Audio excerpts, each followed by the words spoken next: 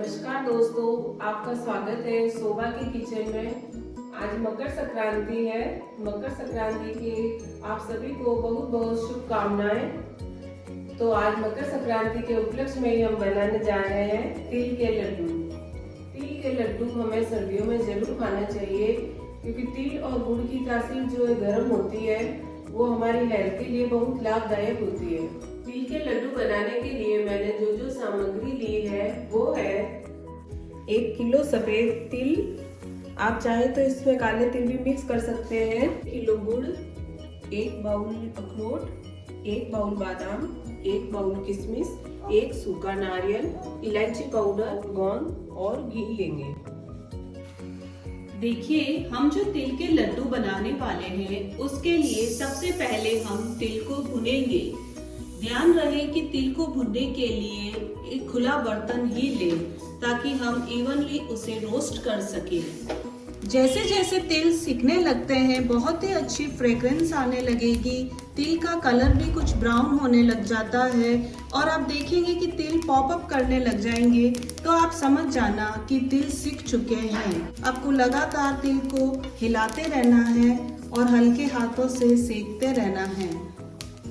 मुझे तिल को हिलाते हुए और सेकते हुए कम से कम 5 मिनट हो चुके हैं और मेरी तिल की मात्रा भी जैसे कि 1 किलो है, तो मुझे समय ज़्यादा लगा है। आपकी तिल की मात्रा के अकॉर्डिंग टाइम लगेगा। अब मैंने फ्लेम ऑफ कर दिया है और तिल को हम एक बर्तन में निकाल लेंगे। अब मैं सारी इंग्रेडिएंट्स में से सबसे पहले अखरोट को भून लेती हूँ। अखरोट को हमें प्लेन बर्तन में रोस्ट करना है 4 से 5 मिनट तक ही। अखरोट को तिल के लड्डू में ज़रूर से आप यूज़ करें। सर्दियों में अखरोट खाने से हमारा दिमाग भी तेज़ होता है। ये घुटनों के लिए भी बहुत अच्छा होता है। इसको खाने से घुटनों के दर्द नहीं होते हैं और अखरोट को विटामिन्स का राजा कहा जाता है। ये टेस्ट में जितना अच्छा होता है, सेहत के लिए उतना ही फायदेमंद होता है। तो आप अखरोट को ज़रूर से यूज़ करें तिल के लड्डू में। आप उसको, मैंने फ्लेम हाई पे ही उसको पका रही हूँ, उसको आपको भूनना है। आप देखेंगे कि अखरोट जैसे जैसे भुने जाएंगे, इनमें से अच्छी सी फ्रेग्रेंस आ रही है। मैं अखरोट को एक प्लेन बर्तन में निकाल लेती हूँ, क्योंकि मुझे ये बर्तन चाहिए होगा दूसरे नट्स को फ्राई करने के लिए। अब मैं बादाम को रोस्ट करूँगी। बादाम को आप 3 से 4 मिनट तक ही रोस्ट करें।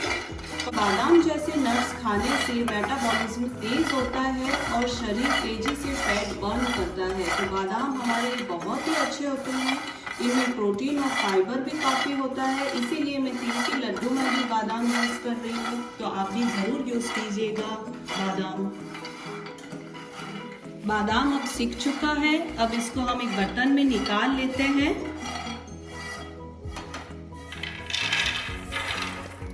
अब इसी बर्तन में हम घी को गरम करेंगे, ताकि मैं गोंद को सेक सकूं।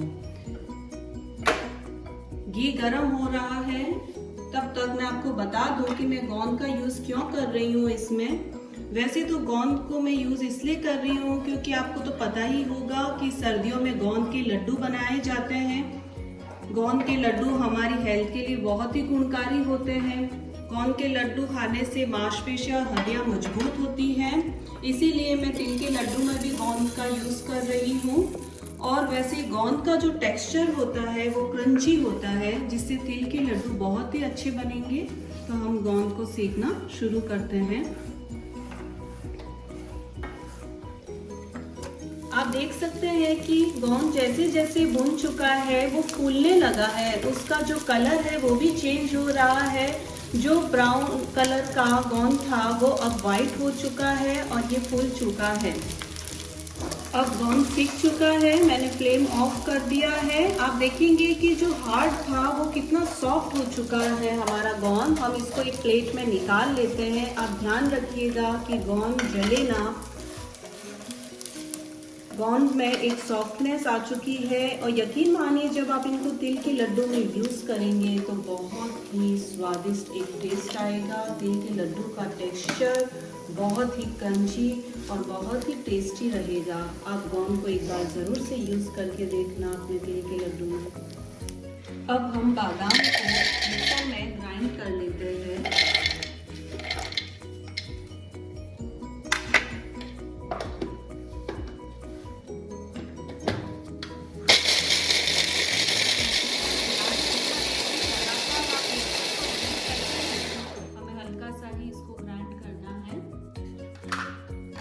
टेक्सचर जो है बहुत ही अच्छा आता है खाने में। आप इसको पाउडर नहीं बनाएं। ये देखिए आप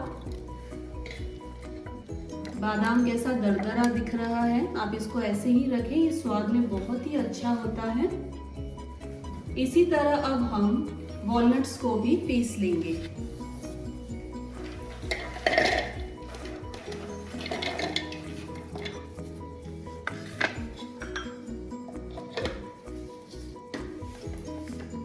इसको भी पीसते समय हमें यही ध्यान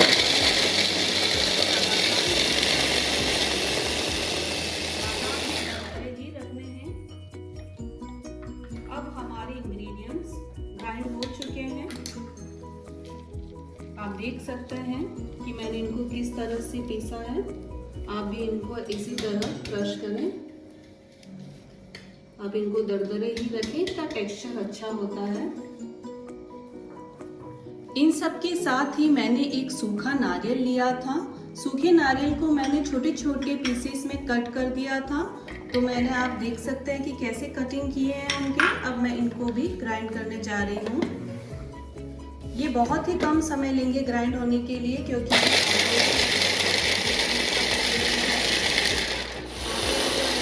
ग्राइंड हो चुका है। तो अब हम इसको एक बर्तन में निकाल लेते हैं। अभी हमारे सारे इंग्रेडिएंट्स रेडी है तिल के लड्डू बनाने के लिए। तो अब हम गुड़ की चाशनी तैयार करेंगे। आप देख सकते हैं मैंने कैसा इसको भी दरदरा ही रखा है, इसका पाउडर नहीं बनाया है। अगर आपको पाउडर पसंद है तो आप नारियल का पाउडर जो रेडीमेड मिलता है वो भी यूज कर सकते हैं। अब हम एक पैन में घी गरम करेंगे। घी की क्वांटिटी जो है आपने कितने तिल लिए हैं उसके अकॉर्डिंग रखना। जैसा कि मैंने 1 किलो तिल लिए थे तो मैं 2 बड़े चम्मच में घी के ऐड कर रही हूँ। घी का स्वाद जो है वो तिल के लड्डू में बहुत अच्छा लगता है, लेकिन आप ध्यान रखिएगा कि आप ज़्यादा घी नहीं लीजिएगा, क्योंकि उससे चाशनी जो है वो अच्छी नहीं बनेगी। घी गरम हो चुका है। अब हम इसमें गुड़ को मिला लेते हैं। घी जो है गरम घी होना चाहिए, ये गुड़ को पिघालने के लिए मददगार रहेगा आपको। गरम घी में गुड़ जो है वो आसानी से पिघल जाता है। और मैं इसको लो फ्लेम पर ही पका रही हूँ।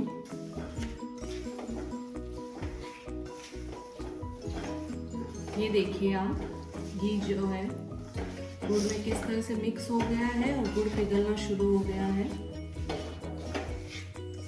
ये देखिए आप, गुड़ जो है वो मेल्ट हो चुका है और ये जो झाग ऊपर आए हैं, यहाँ से पता चलता है कि गुड़ की चाशनी जो है वो तैयार हो रही है। This is the best stage जहाँ पर हम चेक कर सकते हैं कि गुड़ की सॉफ्ट बॉल्स बनेगी या नहीं।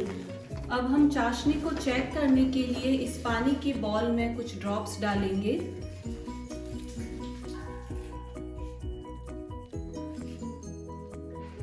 ये देखिए, अभी मैं इसको चेक करके बताती हूँ। आपको इसको कलेक्ट करना है। आप देख सकते हैं कि ये कितना स्मूथ हो गया है। गुड़ का कलर भी जो है कैसे कांच के जैसा हो गया है, बहुत ही सुंदर कलर हो गया है। अब हम इसको गिरा के देखेंगे, अगर आवाज़ आती है तो जी हाँ, आप देख सकते हैं यस, हमारी चाशनी जो है वो तैयार है तिल के लड्डू बनाने के लिए, क्योंकि कैसे सॉफ्ट बॉल्स रेडी हो रहे हैं गुड़ के। अब हम इसमें तिल को मिक्स कर देंगे। मैंने गैस को ऑफ कर दिया है और इसमें हम मिला लेते हैं तिल को। गुड़ की चाशनी में तिल को अच्छे से मिला लें।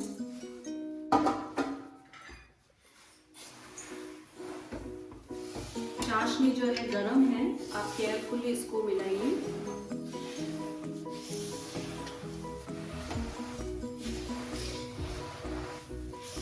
आप देख सकते हैं कि तिल जो है वो गुड़ में बहुत ही अच्छे तरीके से मिक्स हो चुके हैं।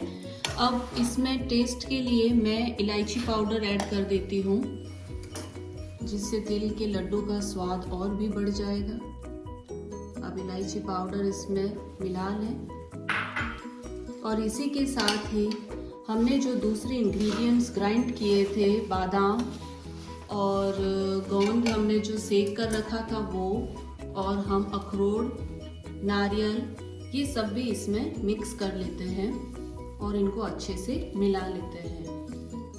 जब तिल और गुड़ में सारे इंग्रेडिएंट्स मिक्स हो जाए तो इस बात का ध्यान रखिएगा कि गोंद को आप सबसे लास्ट में मिक्स करें, ताकि इसकी क्रंचीनेस जो है वो बरकरार रहे, क्योंकि यही जो है वो टेस्ट में जब आप तिल के लड्डू खाएंगे तब बहुत ही अच्छी लगेगी। तो मैं इसको सबसे एंड में मिक्स करूंगी। अब हम फ्लेम को ऑफ कर देते हैं। हमारा मिक्सचर जो है वो बहुत ही अच्छे से तैयार है। गुड़, तेल और सारे इंग्रेडिएंट्स को हमने अच्छे से मिक्स कर लिया है और अभी हमें लड्डू जो है वो गरम तिल और गुड़ के मिक्सर में ही बनाने हैं। आप ध्यान रखिएगा कि ये ठंडा ना हो। हाँ, हमें इनको हल्का सा ठंडा होने के लिए रख देना है, लेकिन टोटली ठंडा नहीं होना चाहिए, वरना ये जम जाएगा और आपके लड्डू नहीं बन पाएंगे।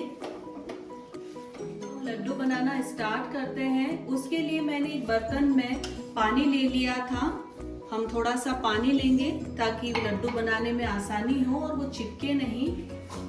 और इसी तरीके से हम इसको फिंगर्स के बीच में और हथेली में इसको राउंड राउंड करते हुए हमें स्पीड से लड्डू बनाने हैं। ये थोड़ा सा मुश्किल हो सकता है, क्योंकि इस तरह लड्डू बनाने के लिए, जी हाँ, हमारा लड्डू रेडी है। थोड़ा सा मिक्सर हमारा गर्म है, इसलिए थोड़ी सी मुश्किल हो सकती है, लेकिन ये लड्डू ठंडे मिक्सर में नहीं बन पाएंगे। जो तिल गुड़ का मिक्सर है वो थोड़ा सा गर्म रहना चाहिए, तो आसानी से आप लड्डू बना पाएंगे।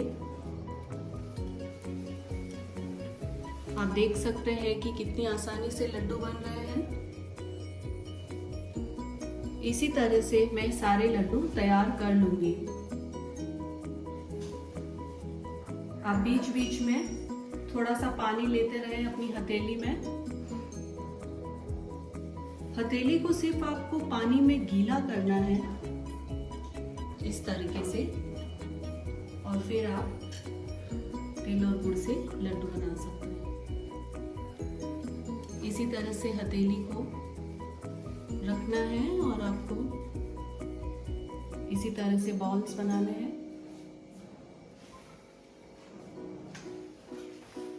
तिल के सारे लड्डू तैयार हो चुके हैं। अब मैं गार्निशिंग के लिए सिल्वर पेपर लगा रही हूँ, जिससे दिखने में तिल के लड्डू और भी सुंदर लगेंगे। तो ये स्वादिष्ट और लाजवाब तिल के लड्डू आप भी बनाइए और अपनों के साथ खाइए और मकर संक्रांति का त्योहार खुशहाली से मनाइए।